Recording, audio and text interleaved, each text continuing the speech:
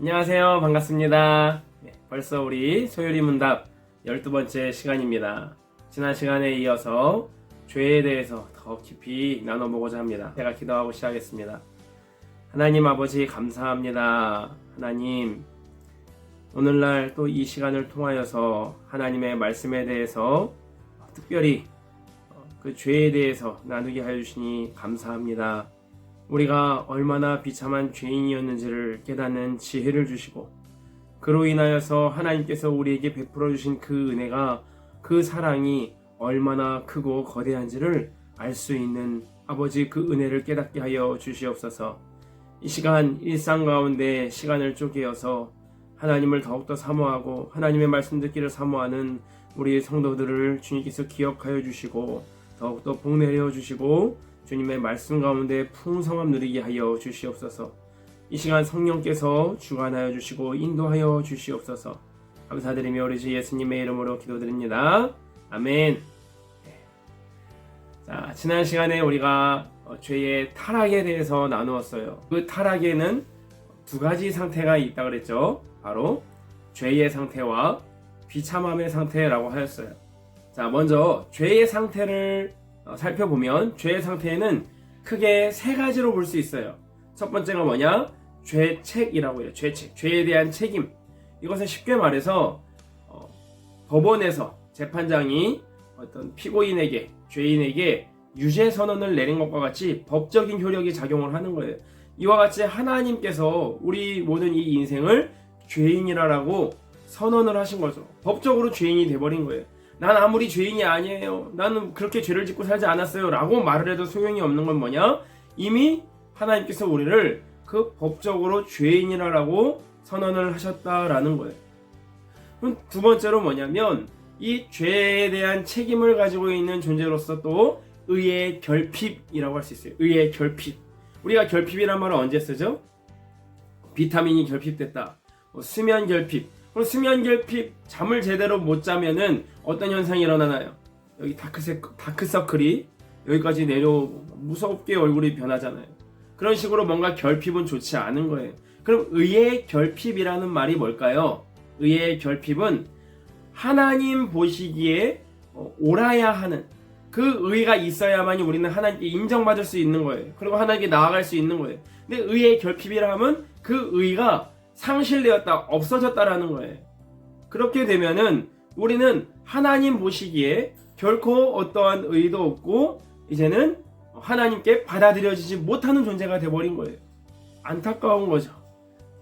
그렇기 때문에 아무리 이 세상에서 좋은 일을 많이 하고 착한 일을 많이 한다고 할지라도 하나님과는 결코 상관이 없다라는 거예요. 하나님 보시기에 그것은 의가 아니기 때문에 결국에 자기의 만족과 자기의 야망을 위해서, 또 자기의 어떤 성품에 의해서 한다고는 하지만 그게 하나님과는 관계가 없는 행동이 된다라는 거죠. 결국 이 의의 결핍, 이것 또한 죄의 상태에 있다는 거예요. 세 번째로 죄의 상태는 뭐냐?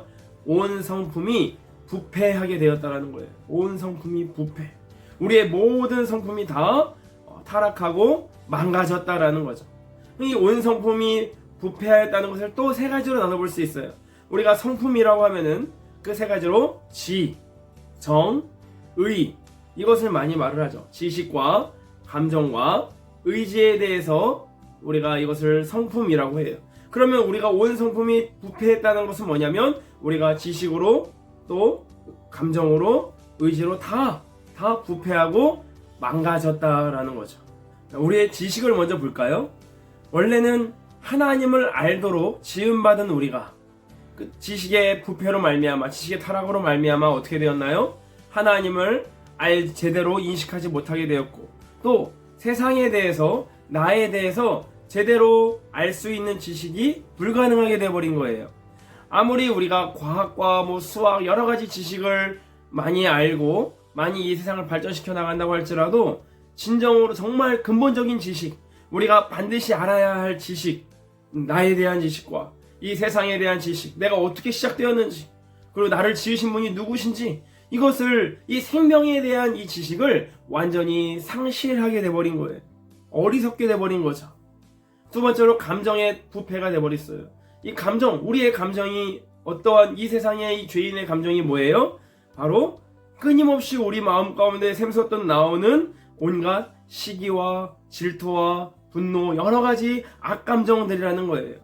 요즘 제가 사는 동네에 매일 밤은 아닌데 많은 경우 막 밖에서 욕을 하면서 그렇게 고래고래 소리 지르는 사람이 있어요.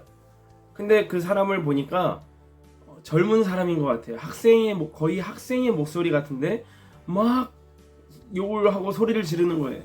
거기에 이어서 어떤 아저씨가 또 조용하라고 막 소리를 지르고 문을 쾅 닫고 나가면서 밖에서 막 싸우고, 이런 모습을 보면서 참 제 아들도 가끔 무서워서 저와 함께 같이 잘 때가 있어요. 이것을 봤을 때 우리 한번 생각해 봤으면 좋겠어요. 그럼 이러한 악감정이 어떤 특정한 사람에게만 있을까요? 분노 조절 장애가 있거나 어떤 여러 가지 정신적으로 좀 이상하거나 그런 사람에게만 있냐? 아니라는 거죠. 우리 모든 사람에게 다 이러한 감정들이, 악감정들이 있다라는 거예요. 절제력의 차이이지 이 타락하는 감정, 이 죄에 대한 악감정 자체를 우리가 뿌리째 뽑을 수가 없다라는 거죠. 이건 너무나도 안타깝고 비참한 거죠. 우리가 다 경험하는 거잖아요. 이것으로 말미암아 괴롭고 좌절되기도 하고 낙심되기도 하고, 이게 다 어떻게 보면 어떻게 보면이 아니라 죄의 영향이라는 거예요. 또 의지의 타락도 마찬가지예요. 우리가 늘 경험하는 게 있죠. 몸을 건강하게 세우는 습관은 대단히 힘들어요. 그런데 우리의 몸을 망가뜨리고 우리의 건강을 해치는 습관은 어때요? 대단히 쉬워요. 그냥 가만히만 있으면은 우리의 몸이 막 나태해지고 방종으로 흘러버리고 안 좋아지죠. 그러니까 이게 아무리 우리가 도덕을 가르치고 뭐가 선인지는 알지만 그 선을 행하려는 의지는 대단히 어렵고, 도리어 악하고 욕심을 추구하는 의지는 굉장히 빠르다라는 거예요. 사실 이게 당연한 게 아니라는 거죠. 타락한 의지의 결과인 거예요. 영상을 촬영하는 가운데에서도 밖에서 또 좀 싸우시는 목소리가 들려서 좀 창문을 닫고 계속 진행합니다. 자, 이렇게 죄의 세 가지 상태, 곧 죄에 대한 책임과 의의 결핍과 온 성품의 부패, 그리고 이 온 성품은 바로 지식과 감정과 의지의 부패로 이어진다 그랬죠. 이러한 모든 상태를 바로 우리가 부르는 원죄라고 해요. 원죄. 많이 들어보셨죠? 오리지널 신이라고 해서 이게 바로 원죄의 상태예요. 문제는 뭐냐면 이 원죄로 인해 따라오는 게 있는데 그게 바로 뭐예요? 자범죄라고 불러요. 쉽게 말해서 원죄라는 이 죄의 토양으로 그 토양의 양분을 먹고 자라는 그 나무와 열매들이 바로 자범죄라는 거죠. 죄를 지을 수밖에 없는 상태로 인하여서 죄를 적극적으로 짓는 존재, 그게 바로 우리 죄인의 모습이라는 거예요. 비참하죠. 그런데 문제는 여기에서 끝난 게 아니라는 거예요. 더 비참한 결과가 남았다라는 거죠. 19분에 뭐라고 말씀을 하시나요? 사람이 타락한 상태에서 비참한 것이 무엇이냐? 라고 하고 있어요. 그 가운데 이것을 한 4가지로 볼 수 있는데, 그 비참한 상태의 첫 번째는 뭐냐? 하나님의 진노와 저주 아래에 있어요. 이것이 비참함의 첫 번째 결과예요. 보면은 우리가 어떤 존재로 지음받았어요? 하나님께 사랑받기 위하여 지어진 존재예요. 하나님을 영화롭게 하기 위하여 지어진 존재가 이제는 그 죄로 말미암아 진노와 저주를 받는 상태가 돼버린 거예요. 그러한 존재가 돼버린 거예요. 겉으로는 평화롭게 사는 듯이 보이지만 그 죄인들의 머리에 하나님의 진노의 이 대접이 쏟아지기 직전의 모습이 돼버린 거죠.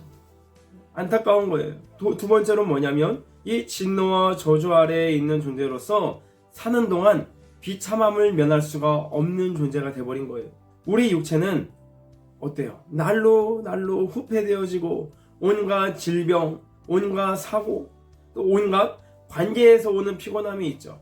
내가 어떤 다른 사람들과의 맺는 관계 가운데서 이것이 잘못되고 파괴될까봐, 이거는 유치원 아이들도 너무나 그것 때문에 힘들어하잖아요. 이런 관계에서 오는 여러 가지 어떤 피곤함, 살아남기 위해서 발버둥 치는 것, 또 먹고 살기 위하여서 평생을 전전긍긍하는 그러한 삶, 그리고 먹고 살만하면 아무리 좋은 것을 먹고 아무리 좋은 곳에서 산다고 할지라도 그 공백을 메꿀 수가 없어서 계속 헛된 것을 추구하다가 헛수고하고 그렇게 살아가는 거예요. 이게 바로 사는 동안에 비참한 인생의 모습이라는 거예요. 그러면 이러한 인생의 그 결국이 뭐냐? 바로 죽음으로 이어지는 거예요. 실컷 아프고 고생하고 괴로움을 겪던 몸이 결국에는 흙으로 돌아가는 거죠. 아무리 좋은 비타민을 먹고 아무리 좋은 약을 먹어도 아무리 좋은 병원에 가도 잠시 마치 브레이크를 살살살 밟듯 잠시 천천히 갈 뿐이지 완전히 후진을 할 수 없어요. 완전히 우리의 이 부패함과 죽음을 막을 수 없는 거예요. 그런데 더 비참한 게 있죠. 이 죽음이 끝이냐? 그게 아니라는 거예요. 자살을 하는 사람도 너무나도 힘들어서 이 세상을 떠나고 싶어서 그런 식으로 하지만 그 죽음이 차라리 끝이었으면 다행이라고 생각하지만 그러나 그게 끝이 아니라는 거예요. 마지막 네 번째로 제일 비참한 게 뭐냐? 영원한 지옥의 고통이 남아있다라는 거예요. 이것이 죄인의 결말인 거예요. 죽고 싶어도 죽지 못한다. 거기에는 죽음이 피해간다라고 해요. 영원한 심판의 상태인 거예요. 원래 지옥은 마귀와 그 마귀를 따르는 자들을 위하여 예비된 곳이에요. 그런 곳에 그 죄의 지배 아래 살아가는 자들의 운명이 바로 영원한 지옥의 고통이라고 성경은 분명하게 말씀하고 계세요. 이것이 바로 우리가 분명하게 직시해야 할 지식인 거예요. 우리가 이 지금 죄에 대한 죄의 타락과 비참함에 대해서 자세히 나누었어요. 이것을 우리가 왜 알아야 되죠? 제가 예전에 저번 동영상에서의 서두에 말했던 것처럼 우리는 이것을 알아야 내가 구원받기 전의 상태가 얼마나 비참했는지를 깨달을 수 있어요. 그렇게 깨달음으로 말미암아 우리는 우리가 받은 이 은혜가 얼마나 거대한지 이것을 알아야 왜 예수 그리스도의 십자가가 우리가 복음, 기쁜 소식이라고 부르는지 그 무게를 제대로 알 수 있다라는 거예요. 이렇게 비참한 죄인인 우리가 하나님께 나아갈 수가 없게 되었죠. 하나님께 나아갈 길이 다 상실되어 버렸어요. 그럼 방법이 뭐냐? 하나님께서 우리에게 오셔야죠. 우리가 하나님께 갈 수 없으니 하나님께서 우리에게 오셔야 우리의 이 죄의 문제가 해결되는 거예요. 그리고 마침내 그분이 오셨습니다. 다음 시간에 함께 같이 나누도록 하겠습니다. 감사합니다.